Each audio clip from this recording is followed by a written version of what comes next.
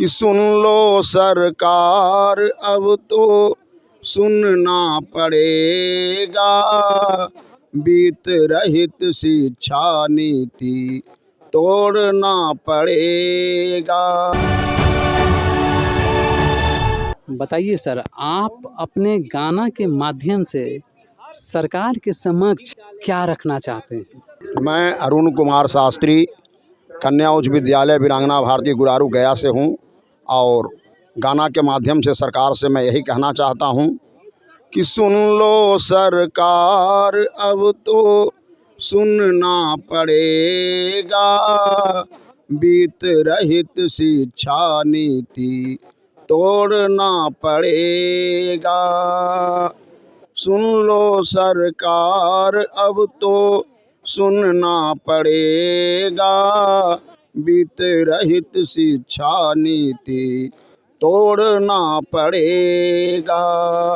बीत रहित शिक्षकों को कब तक ठगोगे, झूठे मूठे वादा में कब तक रखोगे।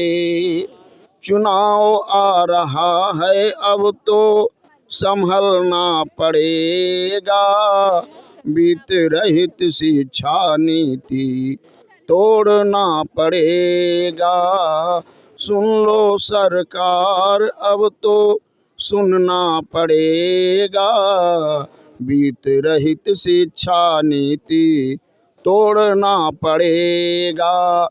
नेता नेता एक है सब शिक्षक भी एक हो, और वोट मांगने को आए तो गाल उनका सेक दो।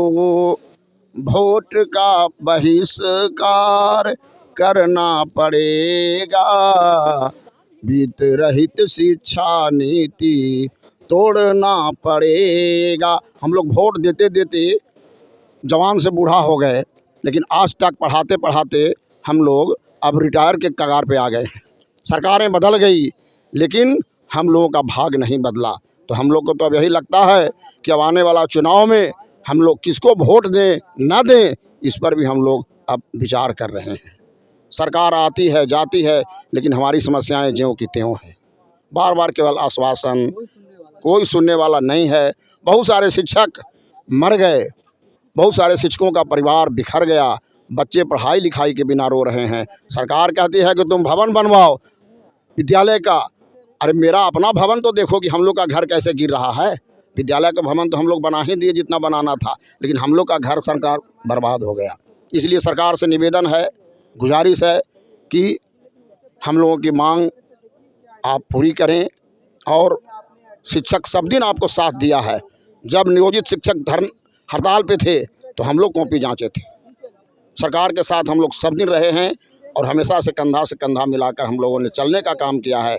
लेकिन कोई भी सरकार बीत रही शिक्षकों के ऊपर कोई ध्यान नहीं दी। हम लोगों के साथ सौतेला व्यवहार किया गया। लेकिन इस बार का धरना निश्चित रूप से एक आशा की किरण जगी है कि सरकार हमारी मांगें सुनेगी और हमारी समस्याओं का समाधान होगा। जय हिंद।